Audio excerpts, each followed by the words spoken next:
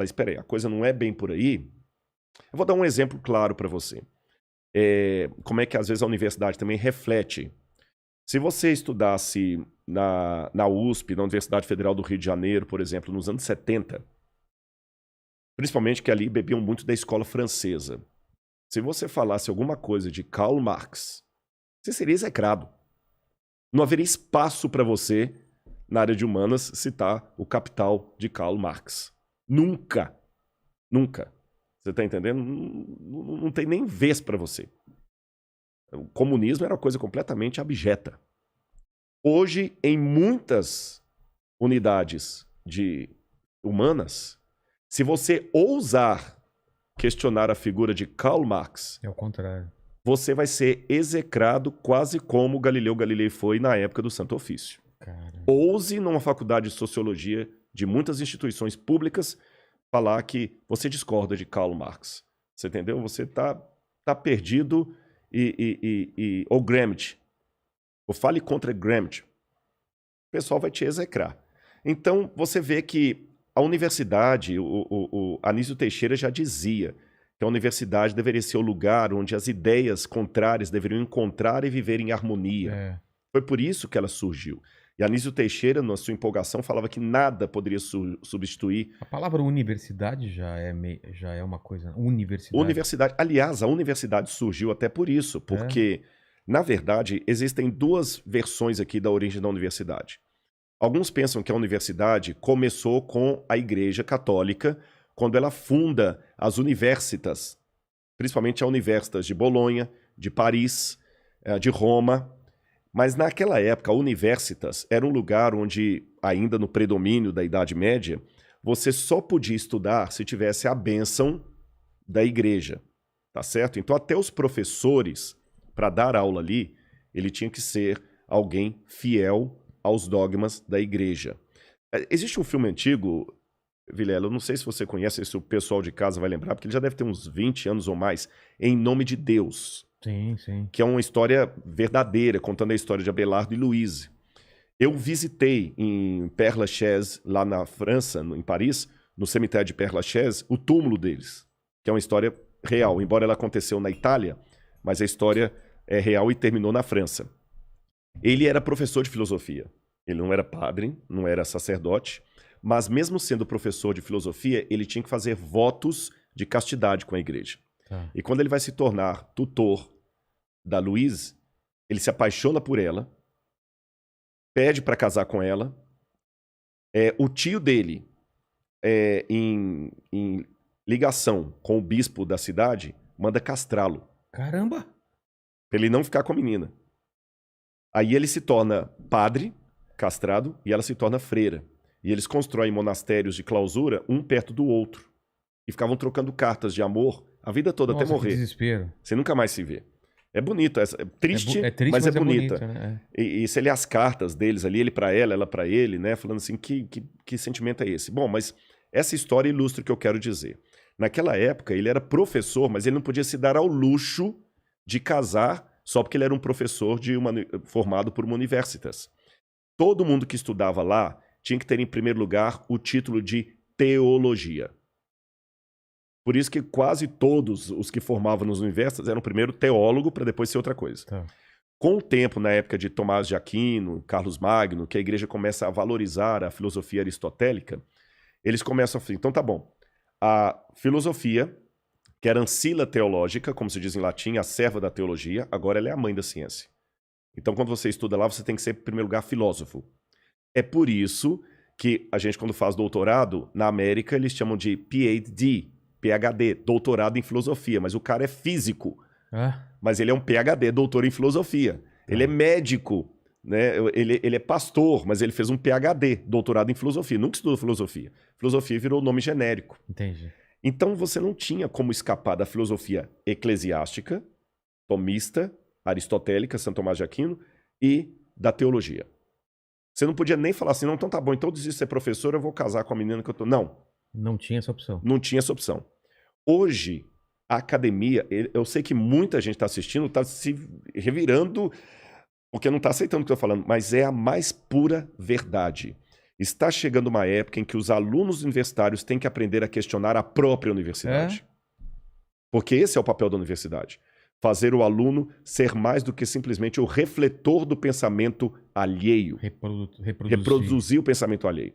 E hoje nós estamos produzindo acadêmicos em série. Você vê as pesquisas, as teses, os artigos científicos, é material em série. Você está entendendo? Especialmente na área de humanas, que é a área que eu sou. Não estou falando de todas. E se você, hoje, fala assim, peraí, mas eu discordo dessa visão aí do professor. Acabou. Não tem mais vez para você.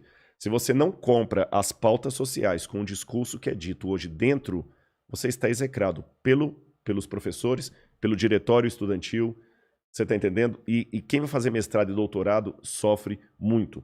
Então nós estamos, de certa forma, sem nenhum anacronismo, eu diria, revivendo a época medieval, só que na época das luzes. Exatamente. E qual é a solução para isso? Good question. Exatamente, Good question. porque a gente está formando mais gente que vai repetir essa mesma coisa. É um ciclo que precisa ser quebrado uma hora, né? Para responder qual a solução para isso, e vai ter que ser quebrado, eu vou dizer duas coisas para você. Em primeiro lugar, para provar que isso aqui não é sandice da minha cabeça, coisinha que eu estou achando, eu tenho em casa até um livro que foi publicado, ele agora já está um pouco antigo, ele já está com uns 15 anos, que ele fez uma análise de várias universidades no Brasil, públicas e privadas, estatística, tudo tabulado. E ele copiou um tipo de análise que também foi feita nos Estados Unidos em universidades sérias, como Yale, Harvard, Princeton e outras mais, Berkeley, na Califórnia. E essas pesquisas mostraram que o índice de pensamento próprio e positivo e pessoal, melhor dizendo, pensamento pessoal de alunos universitários é baixíssimo. Então. A falta... Formular ideias próprias, pensamentos baixíssimo, próprios. Baixíssimo. A incapacidade de alunos de grandes universidades do Brasil e do exterior de produzir um texto com ideias próprias é baixíssima. Alunos, nota A, que quando você pergunta para ele questões conteudistas, ele gabarita. Ele repete com precisão tudo que o professor falou, o mantra todinho. Mas quando você tira o conceito colocado, inculcado em sala de aula e fala assim, agora se vira sozinho, ele não sabe se expressar. Dificuldade de se expressar por escrito. Por que a gente até brincou que livro é cultura inútil? Porque agora mesmo muitos alunos com diploma não querem mais ler um livro dessa grossura. Eles querem assistir um videozinho de 3 minutos que dá um resumão para ele ali. Exatamente. Você tá entendendo? Ou então ler uma resenha lá e boa. Tem filme sobre isso? Tem filme, clássicos. Os jovens não querem mais ler os clássicos. O pessoal cita Voltaire, mas nunca leram Voltaire. Cita Aristóteles, mas nunca leram a Ética Nicômaco. Pega só trechos e só trechos. A não ser que o professor exige na matéria dele. Olha, eu quero aqui que vocês leiam, eu estou dando uma matéria para vocês, por exemplo, aqui de Nietzsche, e eu gostaria que vocês lessem o Anticristo de Nietzsche, de capa a capa, beleza. Mas fora esses dados, a maior parte dos alunos nunca leram os autores clássicos que eles estão citando. Então, isso está faltando, isso está, assim, verificado de maneira estatística, não é achismo meu. Muito preocupante. Agora você pergunta o que fazer. Bom, Thomas Kuhn falava sobre as revoluções científicas. Né, que as coisas acontecem quando um boom acontece. A revolução. Eu acredito, eu não quero ser ingênuo em relação ao estado que estamos vivendo do Covid. Mas o Covid revolucionou o mundo. Revolucionou o mundo. Você está entendendo? A gente foi obrigado a se adaptar. Adaptar um monte de coisa. E sempre após uma crise, alguma coisa acontece. Apesar de eu não ser, como falei, ingênuo, a ponto de acreditar naqueles mantras, agora o pessoal ficou mais solidário, o pessoal ficou mais otimista, mais legal, mais da hora. Não, pelo contrário.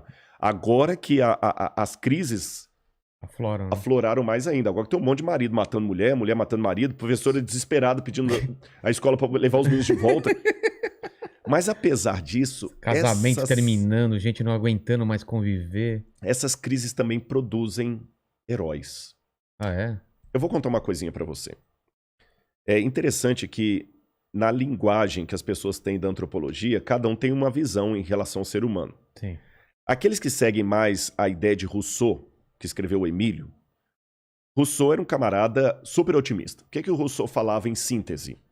O ser humano, ele nasce bom. A sociedade que o corrompe. E nós vivemos hoje uma geração de herança filosófica russoriana. Por isso que muita gente hoje quer criticar o Estado.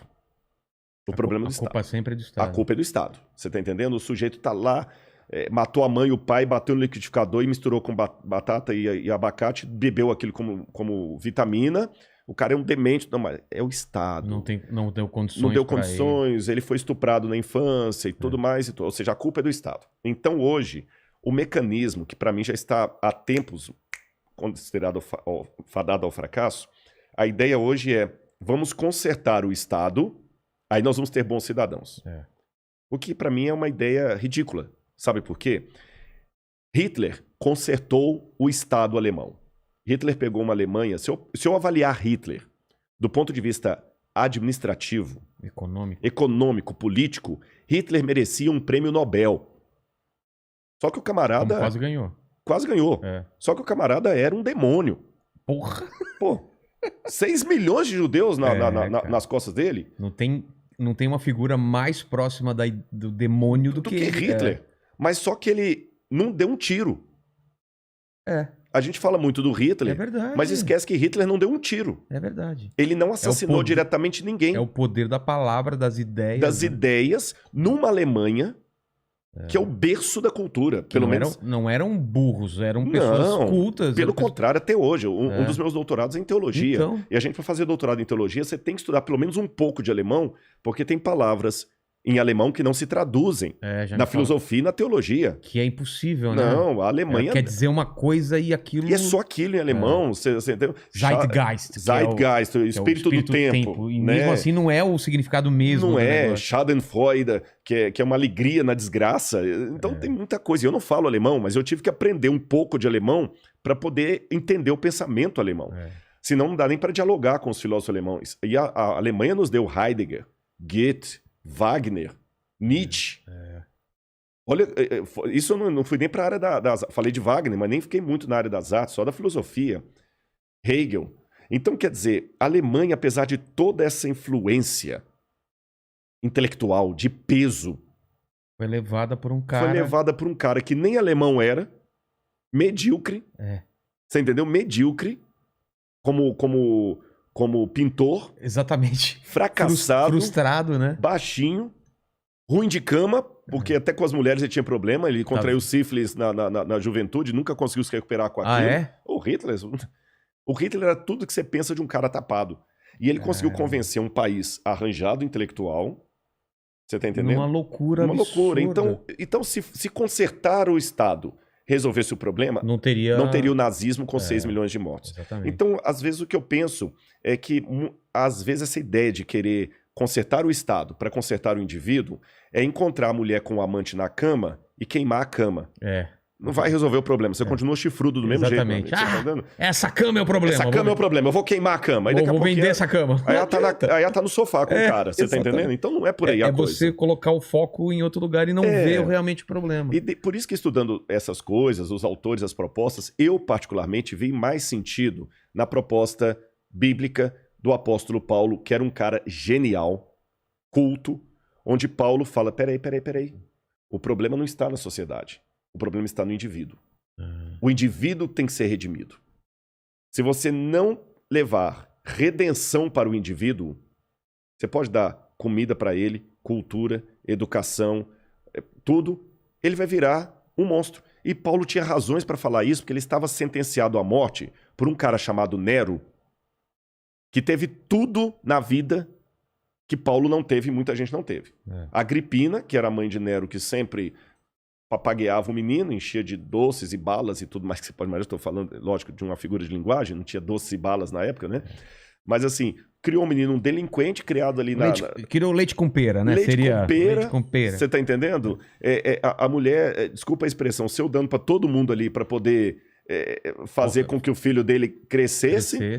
Delinquente, você vê o que Tácito contra da vida de César, como ele foi na adolescência, um menino vulgar, criado com tudo ali, e virou aquele monstro. Quer dizer, se o problema fosse a falta de oportunidades, Roma não produziria um Calígula, um César, ou um fraco de um Cláudio. Então, eu prefiro, entre Paulo, o apóstolo, e Rousseau, o filósofo, para mim faz mais sentido Paulo. Sabe por quê? Agora eu vou na questão empírica. Tá. E eu vou dar um exemplo até da Segunda Guerra Mundial. Questão empírica. Quando você chega com uma proposta de reformar o Estado para torná-lo melhor, mais igualitário, isto não diminui a população carcerária. Mas quando você joga uma Bíblia lá dentro, Ah, sim.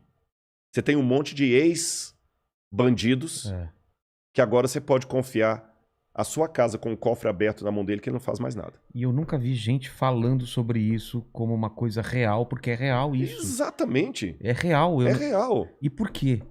É isso que tá Porque aí. é a transformação do indivíduo. E é isso que eu desafio o É pessoal, isso? a transformação do indivíduo. As pessoas não querem se transformar. Isso aqui eu aprendi até nem foi só com a Bíblia, não. Foi com a cultura hindu. A Shinavanda falava, por exemplo, que para a árvore macieira continuar vivendo, ela tem que soltar as folhas dela e as maçãs dela e se deixar renovar pelo outono e o inverno, até a primavera. E ele fala, o ser humano é a única árvore que no outono não quer soltar as folhas.